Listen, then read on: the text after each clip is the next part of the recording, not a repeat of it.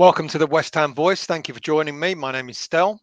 Today I'm going to talk. There's quite a lot of transfer stories that have emerged this week alone. I thought when I did the West Ham Weekly show on Monday night, I thought I was up to date. But a couple of days in football, especially in the transfer window, is quite a long time.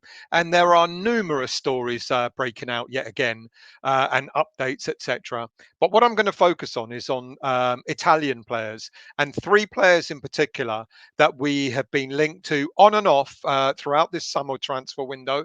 But for one of them, Luca Pellegrini, we've been linked to him for the last, two and a half years or so. So I'm going to look at the three players. Of course, Scamacher of Gianluca Scamacca of Sassuolo, also his teammate, Giacomo Raspadori, and also Luca Pellegrini of Juventus. I'm going to talk about a bit about each of them, do a bit of a deep dive, especially on Luca Pellegrini, because I've been quite dismissive of the transfer rumor about him. But I think I'll try to explain that as I go through the slides on that player in a moment. So let's get on with it, and let's start off with the main person at the moment that everyone is talking about, and that's Gianluca Scamacca. Look, the latest news is that we're reported to have made a bid of something like 40 million euros, which is just over 33, just under 34 million pounds, plus additional add-ons as well, which is going to bring the total cost of that player to around about 40 million pounds sterling, which is just under 50 million euros. It's reported now. It's unconfirmed, but it's reported that Sassuolo have accepted that bid, and it looks like we're in talks now with the player and with the player's agent about what offer he would agree to in order to come to West Ham. The player's agent, Alfredo Pedula, has stated on his own personal website that he believes the player will almost certainly be playing in the Premier League next season. Is that going to be West Ham? We know there's a little bit of interest from one or two other clubs, but primarily Paris Saint-Germain. But they haven't come forward yet to make a bid for the player at all. So is the ball in our court? Are we the only ones going in for this player? Now, there's an understanding that he doesn't necessarily want to leave Italy at this moment in his career. However, he might be interested in going to Paris Saint-Germain. I don't know. Is that because Italy is closer to France rather than England? I don't really know. But that's the rumour. Look, a bit of history about the player. Born in Rome, developed through the Lazio youth career, and also developed through Lazio and Roma youth systems. But he abruptly left to join Dutch club PSV shortly after. Look, he moved back to Sassuolo in 2017 for a fee of around £450,000. Between 2018 and 2021, he had a number of loan spells to a number of different clubs, primarily in Italy, Cremonese, Ascoli, and Genoa. But he also moved for a short time to Dutch club PEC's Zwolle. In 2021-22 season, that's when he really made his mark for Sassuolo, having a full season in Serie A. He's also made international appearances from under 17s to senior level. He made his full debut for the senior team, Italian team, in September 2021. Look, his style of play. He's a classic number nine. Now, I've talked to quite a lot about different strikers that we've been linked to in the past, and how I don't really think that we're looking, or certainly David Moyes is looking for a classic number nine. We keep talking about David Moyes wanting to get almost a clone of Michail Antonio, and this player has got some traits of Michail Antonio in his strength, in his sort of build, his stature, etc., but not necessarily his type of play. Look, he uses his 6'4", 6'5" frame to great effect. His physique, etc. He shields the ball really well. He's really good at aerial duels. Okay, one could argue that's quite similar to Antonio. He also uses his height for great effect when defending. Again, very similar to Antonio. You can see Antonio sometimes drops deep when we've got corners against us, etc. And he uses his aerial ability to great effect. Look, Part of the team that he's in is the highest goal scorers in Serie A last season. That's no mean feat. That's pretty good. He's able to play in a 4-3-3 or in a 4-2-3-1 system, similar to Antonio. So he's more than capable of handling the lone striker role.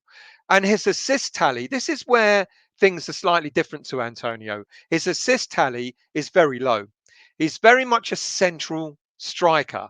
He won't necessarily drift out wide to pick the ball up from in order to cross it into the box. He's a proper target man. He's a little bit a little bit like Sebastian Allaire. Dare I say it? So that's the main difference between him and Antonio. Antonio, as we know, he likes to drift out wide. He's a great crosser of the ball, and often we sort of joke about, his crossing ability is superb, but not normally anyone there to get on the end of it, because that's where you expect Antonio to be. Scamacher is not the same. Scamacher doesn't go out wide. His crossing ability is negligible. He doesn't sort of drift out to pick the ball up. He's very much a central point, a central focal point as a striker. That's the one difference between him and Antonio. Look, he's 23 years of age. He's valued at something like around 35, 40 million pounds. He's contracted to Sassuolo till 2026. And his salary, we talked about looking at maybe looking at negotiating terms with the player.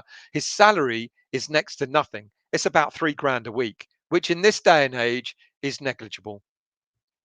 His overall senior career stats to date: 129 appearances for all senior teams, 42 goals. As you can see, only 4 assists. Last season alone, 38 appearances, 16 goals in Serie A, 1 assist.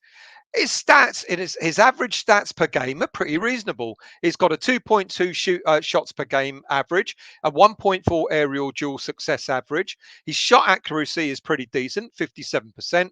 His pass success rate, not bad, but given that he doesn't pass a lot because he gets on the end of passes himself, is 74%. His take on success rate against other defenders, etc., is 70%. Serie A experience, Italian international. He made his debut, like I said, last year. He's made 7 appearances so far. So look, it's a different approach. We're quite excited because we've been talking so far about Broja and about West Ham United looking at Broja being the number 1 target. All of a sudden, within 2 days, the number 1 target seems to have become Scamacher. So it's very, very interesting. Now, what about other players that play for Sassuolo? Well, we've also been linked to. Apparently, West Ham have also reported an interest in Giacomo Raspadori. Look, Raspadori, he plays as a second striker. He plays as attacking midfielder. He's valued at around £25 million. And the rumor goes that while we've been asking about Gianluca Scamacca, we've also asked about his teammate Raspadori. Look, it's noticeable that part of Sassuolo's game is that players like Raspadori and Scamacher have a very good mutual understanding of each other's game on the pitch. But unfortunately, it's also been reported that we're still favouring Jesse Lingard to be our main second striker, attacking midfielder option rather than Raspadori. So how much truth is there in this, or how much strength is there in this link? I don't know. This player's a good player. Contracted till 2024, valued at around £25 million. He's also on very low wages, and he's only 22 years of age. Recent history: after a year at his local club, Progresso, he moved to Sassuolo in their youth ranks at the age of 9 years old. He made a total of 95 appearances in youth and B team teams, scoring 42 goals with 8 assists. He made his senior debut with the club at the age of 19 and has gone on to make 80 appearances, scoring 18 goals with 9 assists for the senior Sassuolo team. He's also represented Italy from under 16 level to senior level, and he also made the Euro 2020 senior squad without ever having played for the senior Italian team at the time. So that's not bad as well. It shows he's not gone unnoticed. His playing style, he's 5'8". He's got a low center of gravity. He's quick, he's agile, and very versatile. He goes into attacking spaces, which is very good. He uses his physical stature to great effect. Defenders, even though he's quite small for an attacking player, defenders find it very difficult to get him off the ball. He's able to play as a striker. He's able to play as that false number 9, second striker, left-sided attacking midfielder. He's two-footed, great first-time control, possesses very good vision, and he's got great technical ability. He's been likened to, and that's not bad praise, he's been likened to a Carlos Tevez. But he himself says he models himself and gets inspiration from the way Sergio Aguero has played. Overall senior career appearances, 80 appearances in total, 18 goals, 9 assists. Last season alone, 38 appearances, 10 goals, and 6 assists for Sassuolo. Career average stats per game. 2 shots on per game, averaging shot accuracy rate of 62%. Pass accuracy rate is very high at 83%. Key passes 1.2, getting other players in, and his take on success rate is around 58%. As I said, he's an Italian international. He's already made 13 appearances, scoring 3 goals for the Italian national team. But how do we compare him to, if our number one target is Jesse Lingard, we need to do a comparison. So let's have a look. Okay, in terms of senior career appearances, he's played only 80 games in compared to Lingard's 297 appearances. But let's look at this here. Lingard has got 7 years on the player, 7 years more experience. Goals, 18 goals, like I said, for so far for Raspadori, 56 career goals so far for Lingard, 35 assists for Lingard, 9 assists. Difference here. Again, I know you've got to take into account the number of years that Lingard's been playing, but number of injuries throughout his career, Lingard, 50 altogether, whereas Raspadori has only picked up 6. Now, last season alone, you've got to look at last season. Lingard, as we know, hardly made any appearances that are really of real worth for Man United. 21 appearances, whereas Raspadori got a full season in 38. Goals, as I've said, 10 goals for Raspadori, only 2 for Lingard, 6 assists, 1 for Lingard, and the number of injuries, a little bit higher than I would have liked for Raspadori, 4 in total last season, whereas Lingard missed 10 games last season, even though he'd hardly played due to injuries. You can see here, over 2,700 minutes played, whereas Lingard 356 minutes. We've already talked about goals, but look at the shots per accuracy. Now, Lingard does do really well for the number of minutes that he's played, etc. Shot accuracy 85% compared to Raspadori 62%. Pass accuracy is not far off from each other, 83 to 88. Take on success, much better for Raspadori, 58%. On Lingard's 33%, and ground duel success not too dissimilar from each player.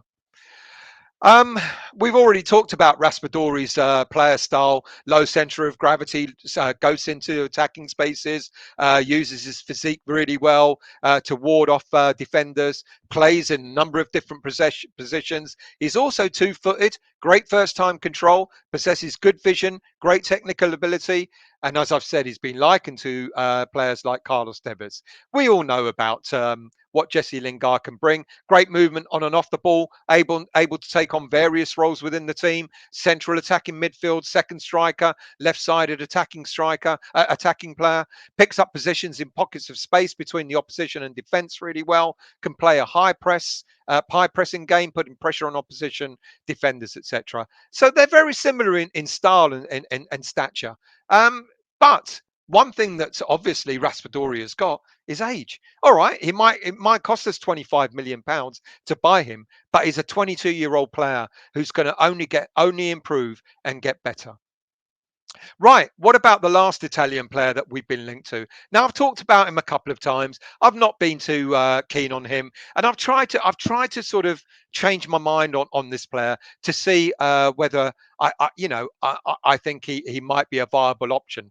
So the latest news on this player, Luca Pellegrini, is that apparently we put in an £8.4 million bid for him. Fulham are said to also be interested. We're supposed to. He's supposed to have rejected an offer for joining us last summer, 2021. Juventus. Planning a swoop for Genoa left back Andrea Cambiasso, and Pellegrini will be seen as surplus to requirements at the club.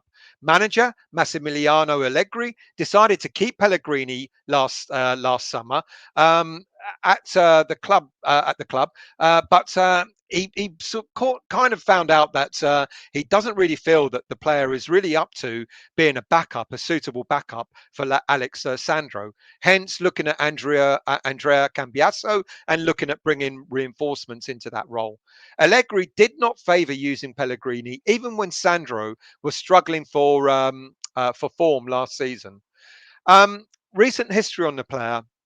And this is the reason why maybe I think that he's not favoured. 2019, he moved from Juventus in a swap deal worth £22 million, where Leonardo Spinazzola moved to Roma. Spinazzola has gone from strength to strength. He's done really well for Roma. He's become a regular feature in the Italian national team, whereas Pellegrini has suffered from injuries and failed loan spells in that same time.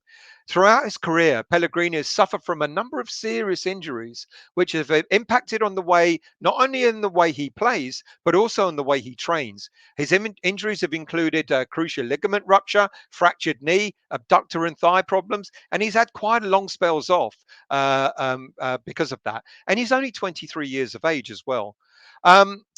Look, the player, he's more suited as a left wing back or as an attacking left sided midfielder rather than a traditional left back. Physically, he's powerful and technically gifted. He does have a high work rate. His stamina is good. He's got great consistency. He's got incredible pace, enjoys taking on players, and is a decent crosser of the ball. But what's let him down of late is going back to his injuries, which can hamper not only his game at the moment, but also his future game as well. Look, overall appearances, senior career appearances, 75, 11 assists, no goals, but that's not bad. You know, you don't necessarily expect your wing backs to score, but you do expect them, if they're wing backs, get good crosses in. And he's a good crosser of the ball. Juventus last season, only 21 appearances, no goals, only one assist. His career stats on average, 1.4 tackles, 3 interceptions, 1.1 clearances, is not bad. 80.5% pass success rates. He's got Serie A experiences. He's made one international appearance, but he has been quite good in the Italian under 20s team, under 21s team, etc. He was in the team who came fourth and fifth in the FIFA under 20s World Cup tournament in 2019. Look, without the injuries, he's good. But I think what worries me most, and this is why now I understand more why his stats kind of don't add up so much, is because of his injuries. One last thing is Gianluca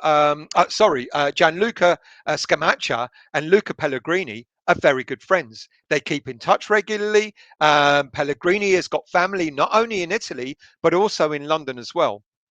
And they were part of the youth team build up together.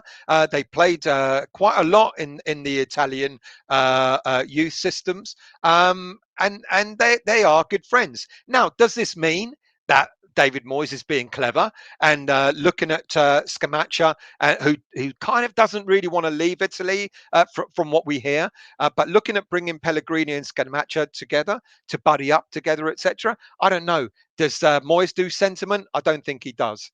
Look, there's the update for you. Thank you all for watching. If you like what you hear, please do hit the subscribe button. Please do hit the like button and hit the bell notification to let you know when I'm next on. And finally, if you haven't done so already, do consider joining our Fantasy Premier League our Fantasy Premier League. Here's the code 7RN 1AM. It's a 6'2" Claret and Booze and West Ham Voice Premier League. So look forward to seeing you there. Thank you all for watching. Thank you all for listening. Hit the subscribe, hit the like, and hit the bell notification. And I'll see you all very, very soon.